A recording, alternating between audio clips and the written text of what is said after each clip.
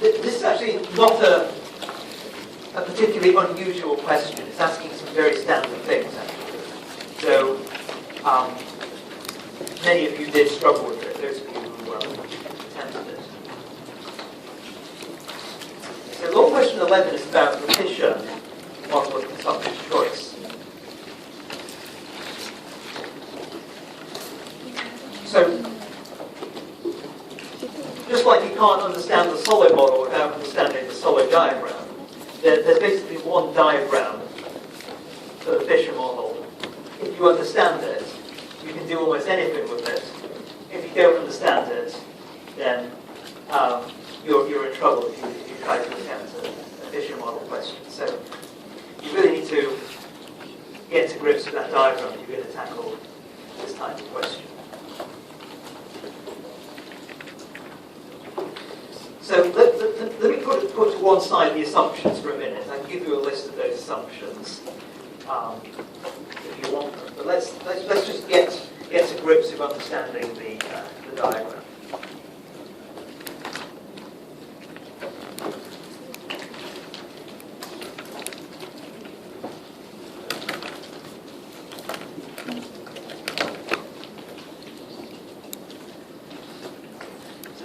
This is the start of the diagram. These are the axes. So it's a diagram that has consumption plans. What I mean by that is, on the horizontal axis we have current consumption.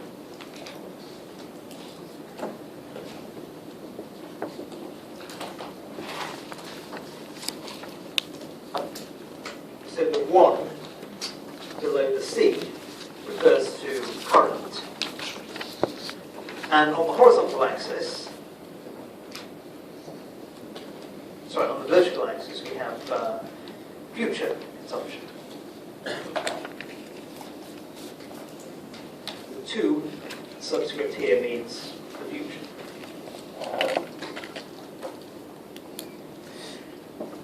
So a plan, consumption plan in the Fisher model is what you do now, your current consumption, and what you anticipate doing in the future.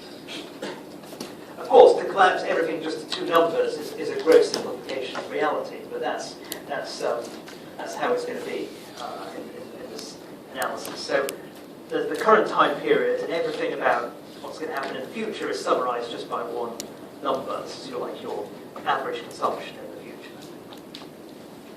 You can, though, think about quite a large number of issues just with a simple current versus future analysis. Of course, it's possible to do it with this year, next year, the year after that.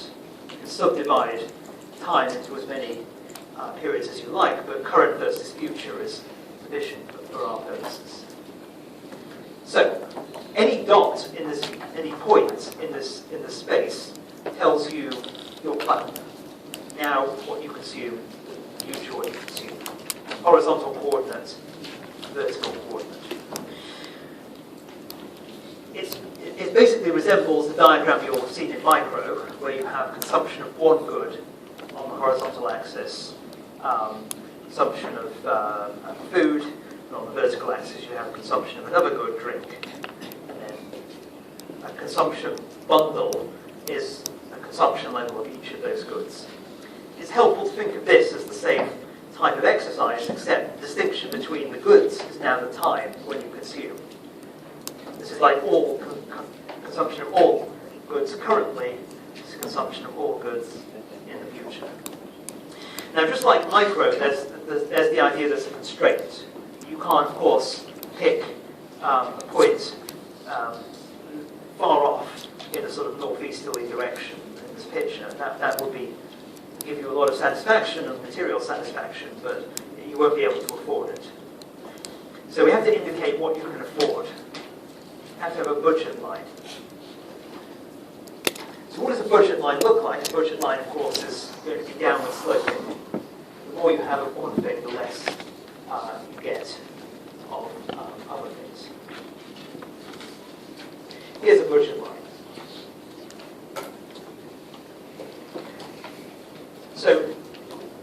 model, two things are needed to draw a budget line.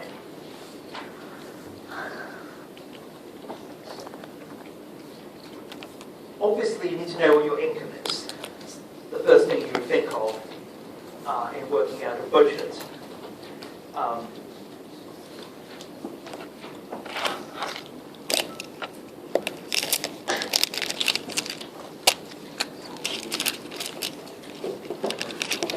So suppose I tell you your income is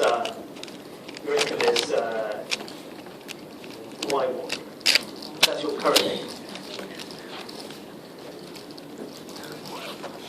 And you think your future income is going to be Y2.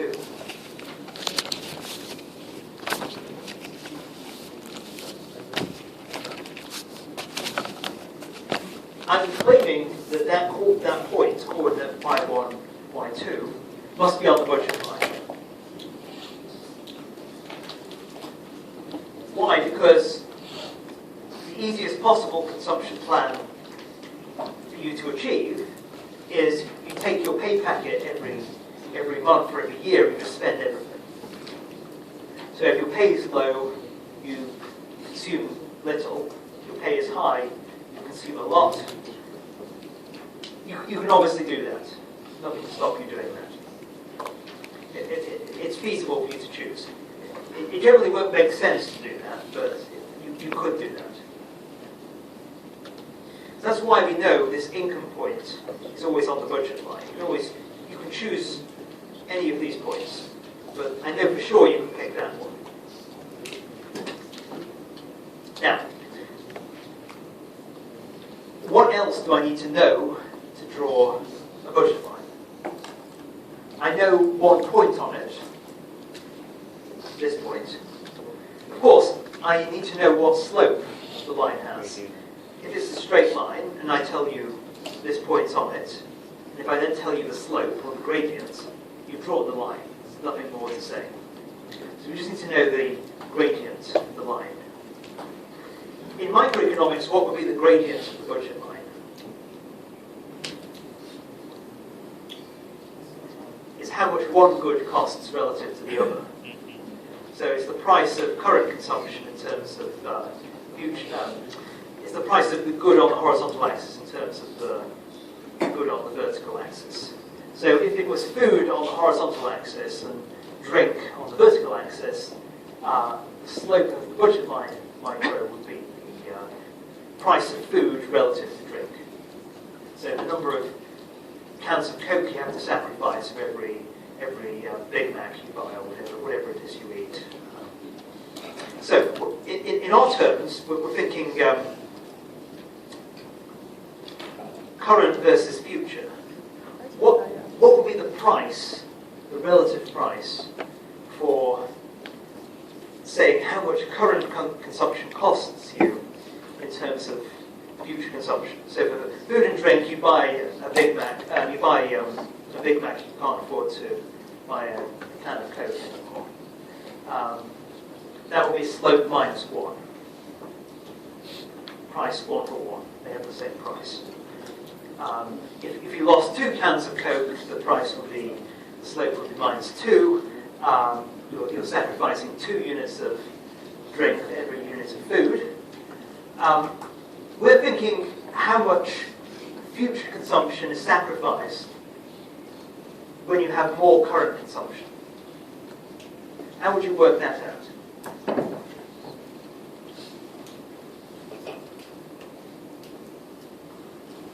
Well, by what process would you get more current consumption if your income hasn't changed?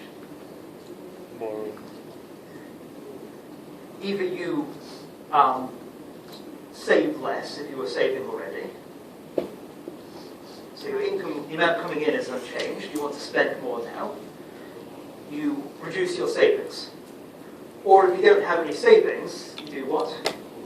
Borrow. When you save, you get interest. When you borrow, you're charged interest.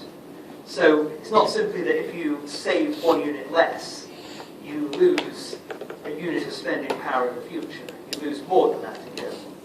What would you lose? Think of the future as being next year, just to keep it simple. what would you lose next year? The You interest. lose also the interest payment. So not just what you spend now, but what you spend now plus interest. So the gradient of this line is minus 1 plus interest rate. Which interest rate? We're going to talk about this tomorrow, but it's the real interest rate, not the nominal interest rate. You have to correct for inflation. But let's hold off on that issue until tomorrow. So we have a gradient, we have a point, we have a budget line. Now,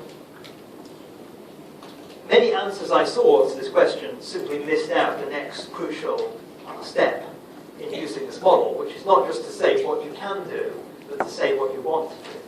And that requires you to draw some indifference curves. That's the tool we use in micro to describe your preferences, therefore how you make a rational choice.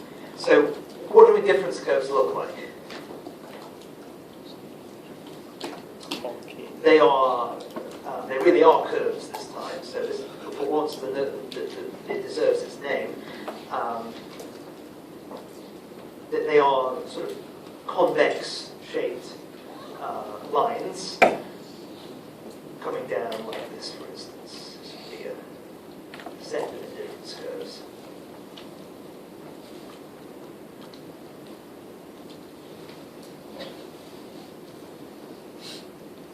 Not very elegantly drawn, but that's roughly what it would look like.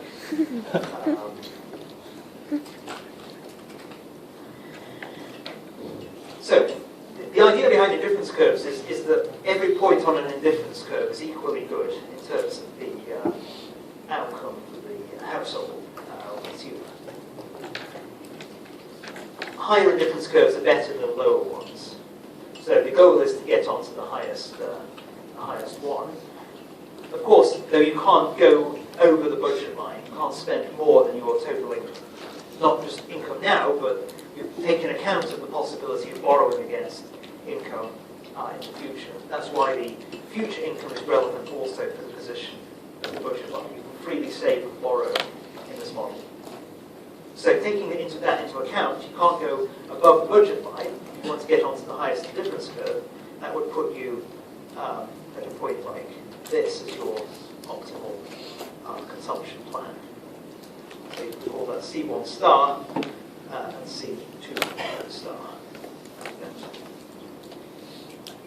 So those are your indifference curves.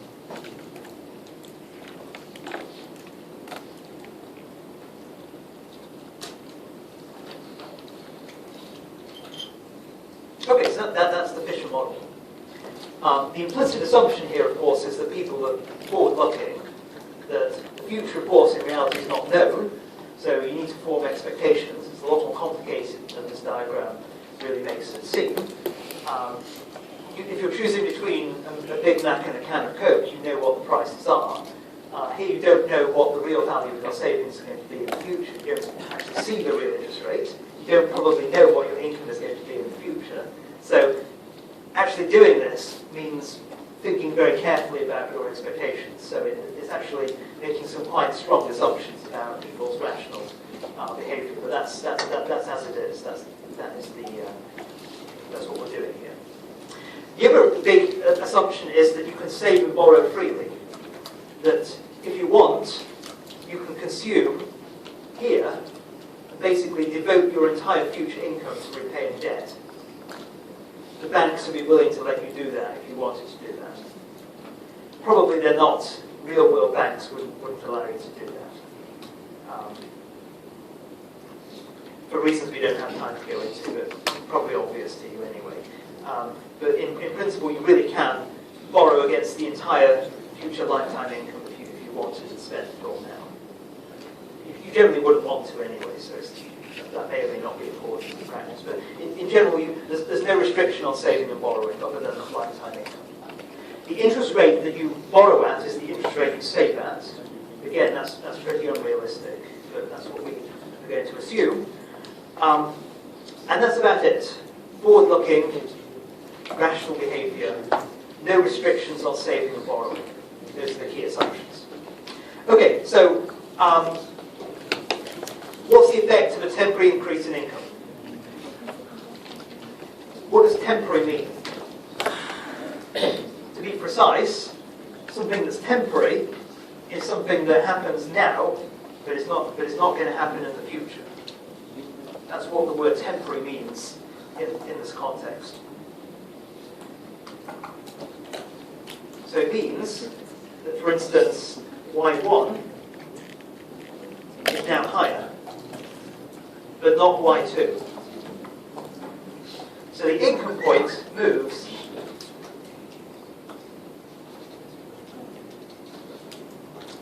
Let's suppose the interest rate doesn't change. What happens to the budget line? We know the budget line passes through this point. We know the gradient is minus 1 plus r, so it's a parallel shift outwards of the budget line.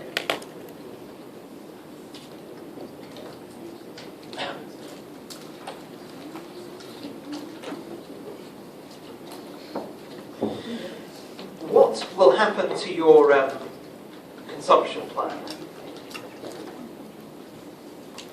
You need to pick the new highest indifference curve you can get onto, subject to this new budget line. You can now do better than before. Let's just suppose I managed to get the tangency point to be about here. I guess it would help to have a slightly colour to in this case. So let's suppose the tangency point is here. It's not too far away from there. Where's the new consumption plan? This is the horizontal coordinate, C1 star prime, if you like, and C2 star prime. So what happens to the current consumption? It goes up. What happens to future consumption? It goes up. Both increase.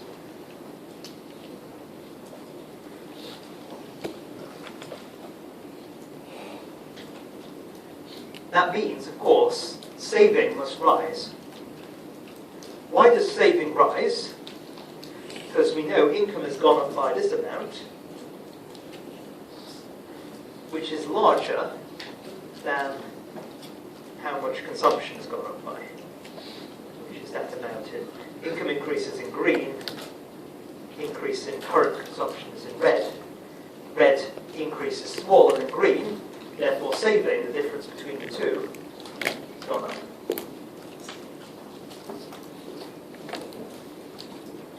So consumption up,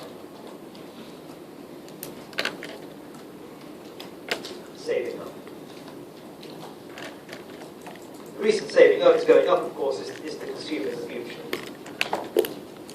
Consume more in the future. This is what we call consumption smoothing. The idea is that you get a temporary boost to income.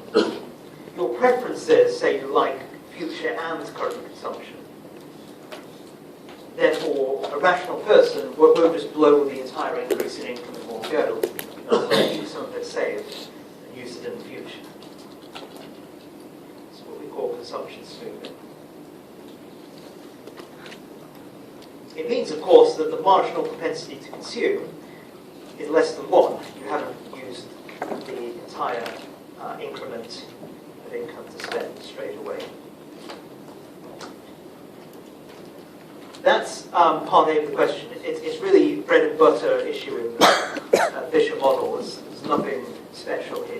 You need to know how to do this kind of analysis with the Fisher model. Let's close for today and continue tomorrow.